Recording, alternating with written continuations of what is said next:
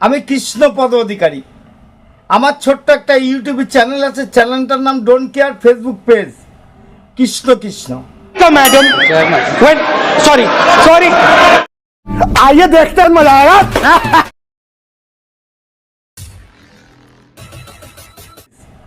কৃষ্ণ কৃষ্ণ। আমি আজকে আপনাদের সঙ্গে কিছু বিষয় নিয়ে আলোচনা করব। সেই আলোচনাটা হয়তোবা আপনারা আগে পরে শুনেছেন কি শোনেন না, সেটা ব্যক্তিগত ব্যাপার আপনাদের, আর শুনতেও পারেন নাও পারেন, কিন্তু এই ভিডিও ফেক, সত্যি, জুলুম, বদলা, তাই নিয়ে আমি কিছু কথা বলবো। যেখানে দাঁড়িয়ে সাধারণ মানুষ যেখানে প্রতিবাদ করছে, সেখানে তাদের কণ্ঠরোধ করা হচ্ছে। আর সাংবাদিকের সামনে এসে আমাদের যা বলা হচ্ছে এবং আমরা যা শুনতেও পাচ্ছি না, বুঝতেও পাচ্ছি না কোনটা ফেক আর কোনটা সত্য, আর কোনটা জুলুম আর কোনটা অজুলুম, না কোনটা মিথ্যা না কোনটা সত্য, এই নিয়ে আমার কিছু কথা বলবো। মনে আছে কিনা সন্দেশখালী ভিডিও, কোথায় কোন সমুদ্রে চলিয়ে গেল, কি করেছে রাজ্য সরকার, প্রশ্ন বাংলার জনগণের কাছে রেখে গেলাম। দেখেন না ভিডিও, ভালো লাগবে আশা করি। যদি ভালো লাগে চ্যানেলটা সাবস্ক্রাইব করে দেবেন, ফেসটা ফলো করে দেবেন। চ্যানেল নাম ডোন্ট কেয়ার, ফেজের নাম কৃষ্ণ কৃষ্ণ বলিয়া আপনাদের কাছে একটু আশীর্বাদ নিয়ে ভিডিও শুরু। তার লোকদের দিয়ে টাকা পাঠানো, মোবাইল পাঠানো, তো সন্দেশখালী, তাহলে পুলিশ এতদিন কেন মুখ বুজে আছে, কেন চোখ অন্ধ করে আছে? কোথায় গেল এই ভিডিও? সত্যতা কেন যাচাই নেই? বাংলার মানুষ প্রশ্ন করে যাচ্ছে, উত্তর এই প্রশাসনকে দেওয়া লাগবে। আজকে যখন অভয় কাণ্ড এসছে, তখন আর একটা নতুন ধরনের ভিডিও এনে সাংবাদিকের সামনে বলছেন। কি বলছেন কথাটা শুনে দেখুন, উত্তর আমি দেব ওনাকে। উনি যে কথাগুলো বলেছে সেটা যুক্তি নান যুক্তি, ফেক ভিডিও আর কোনটা সত্য ভিডিও, দেখুন না ভিডিওটা। তাদেরকে টাকা পয়সা দেয়া হয়েছিল ইত্যাদি, পুলিশ দিয়েছিল, ধামা চাপা দেওয়ার জন্য, এরকম একটা ভিডিও যাচ্ছিল। তার পাশে পাশে আবার আরেকটা ভিডিও এসছে যেখানে সেই ভিডিওটা বাংলার লোক দেখে নিয়েছে, কিন্তু প্রশ্নটা এটা, ওই ভিডিওটা কে করলো, কে কোথা থেকে আসলো আপনার কাছে? বাংলার জনগণের কাছে উত্তর দেওয়া লাগবে। যখনই একটা অঘটন ঘটে, একটা নতুন রিপ্লে ভিডিও আপনারা ছাড়েন, যেটা সন্দেশখালীর ব্যাপারে দেখা গেছে আর এই অভয় কাণ্ডের ব্যাপারে দেখা গেছে, এই গান্ডুর বাচ্চা কে ভিডিও করেছে? কোথায় ছিল আপনার পুলিশ প্রশাসন? প্রথম থেকে দেখে এসেছি পুলিশ সব দিনের জন্য এই ঘটনাকে ধামাচাপা দেওয়ার চেষ্টা করছে, কিন্তু বাংলার জনগণ এটা দিতে দেবে না। দেখুন না, সেটাই হচ্ছে বেসিক্যালি প্রেস অফ আকারেন্স। এবার এই যে সেমিনার হলটা, এটা হচ্ছে গিয়ে মোটামুটি 51 ফিট আর 32 ফিট। এইখানে এই ঘরের মানে সেমিনার হলের একটা পোর্শনে কিন্তু ডেড বডি ছিল, এবং যেই ভিডিওটা ভাইরাল হয়েছে সেটা কিন্তু এই ঘরটা 40 ফিট। কি বোঝাতে চাচ্ছেন আপনি ম্যাডাম, কি বোঝাতে চাচ্ছেন? যদি আপনার মেয়ে হতো তাহলে এই সত্যকে ঢাকা দেওয়ার জন্য এত চেষ্টা কেন করতে হতো?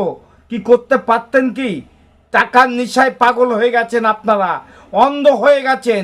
এই অন্ধ একদিন না একদিন খুলে যাবে।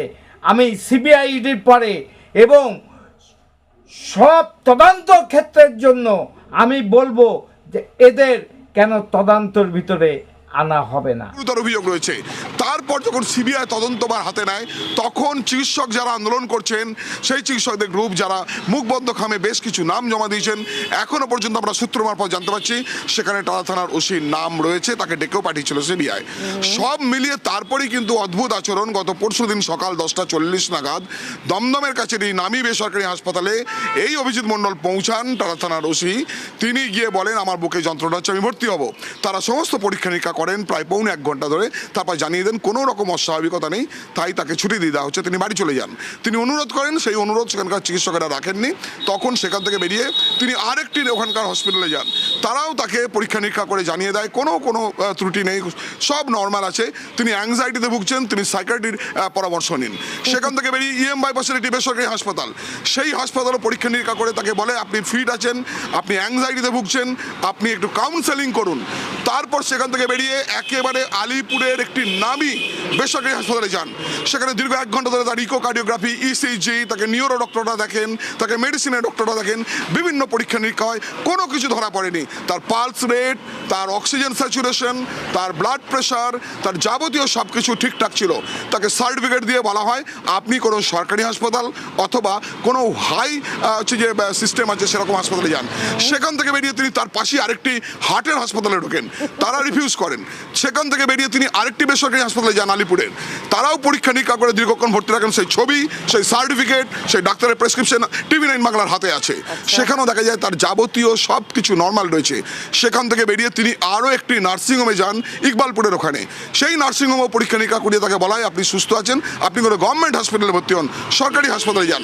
তারপর তিনি দীর্ঘক্ষণ ঘোরেন রাস্তাতে, এবং আমরা সূত্র মারফত যেটা জানতে পারছি গভীর রাতে তিনি সাদার্ন অ্যাভিনিউর কোনো একটি নার্সিংহোমে ভর্তি হয়েছেন, এমন খবর মিলেছে। সেই দেখার পরে ইন্ডিয়া কত বড় দুর্বল আর কি পরিকল্পনা করে ওনাকে সরিয়ে দেওয়া হলো, কারণ উনায় তো 1 নম্বরে নাম জড়াবে, বাংলার লোক কেন পৃথিবীর লোকেও জানে। সেই পরিকল্পনা ভাবে টালা থানা থেকে উনাকে বদলি করে দেওয়া হলো কেন? আর উনার কোথায় ভয়? এতগুলো নার্সিংহোম হসপিটালে ঘুরে বেড়াচ্ছেন ভর্তি হওয়ার জন্য। ভর্তি হবে তিয়ার জেলে, আগামী দিনে বলে দেবে। যাই হোক, যদি ভিডিওটা ভালো লাগে লাইক, শেয়ার, কমেন্ট করবেন। আমার Facebook page Krishna Krishna, YouTube channel don't care, দয়া করে চ্যানেলটা সাবস্ক্রাইব করে দেবেন, পেজটা ফলো করবেন। আগামী দিনে নতুন ভিডিও নিয়ে আপনাদের সামনে আসতে চলেছি। টাটা, নমস্কার। Madam. When, sorry.